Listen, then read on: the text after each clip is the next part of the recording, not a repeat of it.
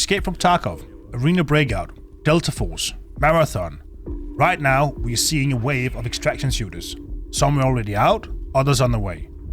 But here's the thing, most of them are failing today, and that raises the big question: what actually makes a good Exfil game?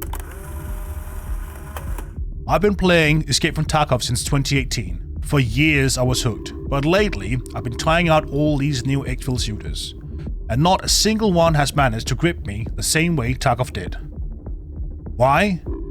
Because none of them are trying anything new. They're just copying each other's. Same ideas, same loops, just reskinned. Take Marathon for an example. A game that's being hyped as innovative and the future of extraction shooters. But from what we've seen already, it looks like a mashup of what's already out there. A bit of Tarkov, a sprinkle of Delta Force, some hero shooter mechanics, all wrapped in a neon, stylized look that doesn't even try to stay grounded. But there's one game I haven't mentioned yet. A game that has managed to grab my full attention. Not because of what it is right now, but because of what it's about to become. A game that might just change the future of Exfil shooters. And that game is named GrayZoneWarfare.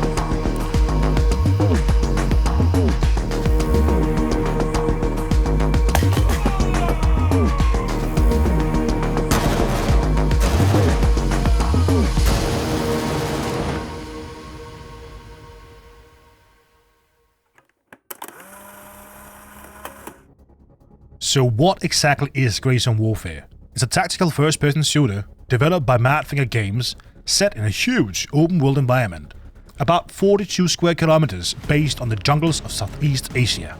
Instead of dropping into short matches like most extraction shooters, GrayZoneWarfare throws you into a persistent living world. You are not just jumping into a raid, you are operating inside an actual breathing environment. And that's where it starts to get interesting. One of the biggest innovations in GrayZoneWarfare is how extraction works. Instead of running to an exit and ending a match, you'll call in a helicopter and physically fly back to your base in real time. No loading screen, no sudden you made it out screen, just you, your squad, and the right hope through enemy territory. It keeps you inside the world, and that makes everything feel way more real and way more intense. Another big feature that's coming soon is a dynamic weather system. We are not just talking about a little rain or fog here. The weather will actually change the environment around you, flooding roads, turning dry fields into muddy traps, messing with visibility and forcing you to rethink your routes and strategies every time you play. And there's more. The new COP system, Combat Outposts. Instead of just random firefights, now there are strategic outposts you and your faction can fight for and control. Take over a COP and it becomes a forward base where you can respawn, regroup and restock your gear. Lose it and you're back to square one, fighting your way through hostile territory again. GrayZoneWarfare isn't just trying to copy what other games have done, it's pushing the genre forward, adding systems that make the world feel more alive, more tactical and way more dangerous. So how does GrayZoneWarfare actually play right now? Let's take a look at how it plays today and how it's about to change with the upcoming 0.3 patch. When you first start the game, you create your character and pick a faction. There are 3 factions to choose from: Le Mans, Mithras and Crimson Sun. Each faction controls a corner of the map with its own main base of operations. From there, you can sort your stash, buy and sell equipment and valuables, and pick up missions.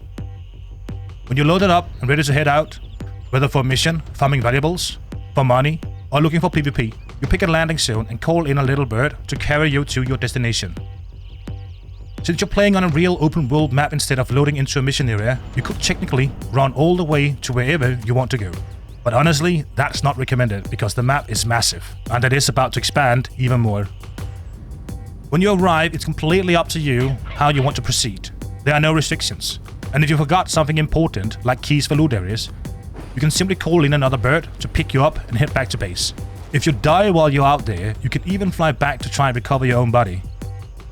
The game currently has 2 game modes, PvP and PvE, and the best part is, both modes are linked to your account, one account. You can jump into a PvE server to farm money and do missions, and then switch over to a PvP server with all your gear and progress intact. This is a huge win for the game and the community, because it gives the casual players the freedom to choose how they want to play without locking them into just one experience.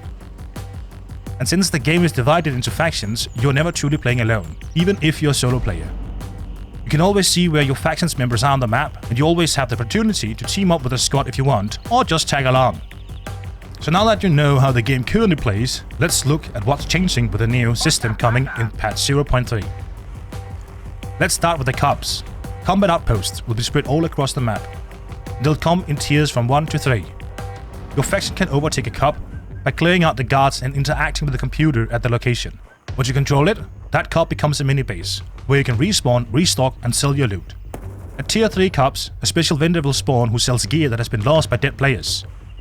This system will naturally lead into faction wars, where groups will fight for control of these valuable outposts and the rewards that come with them.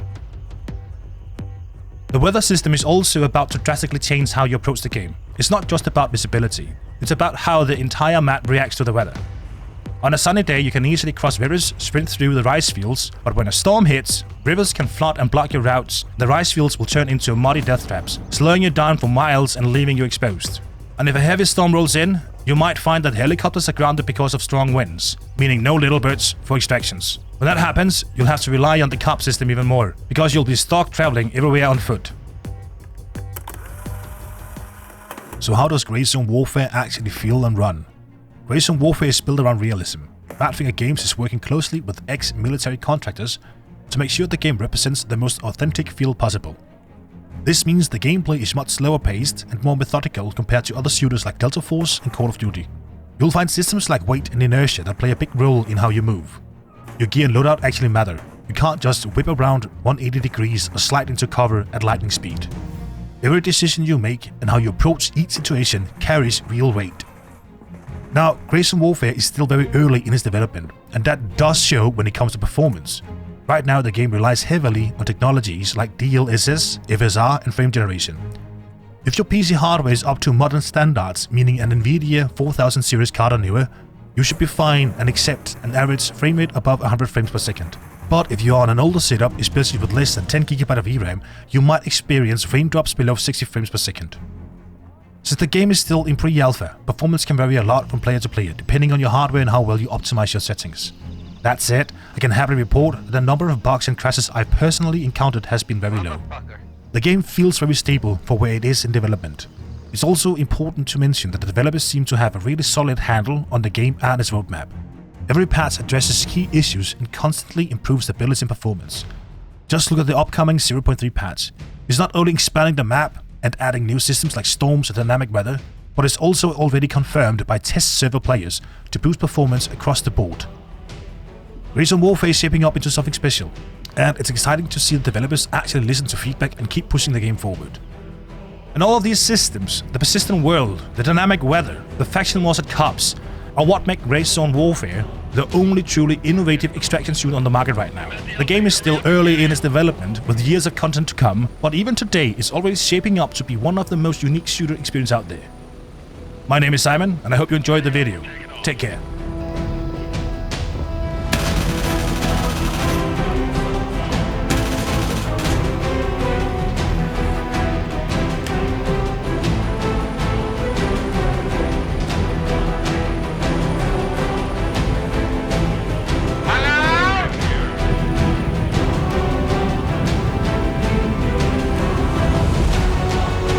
Check in front of the computer.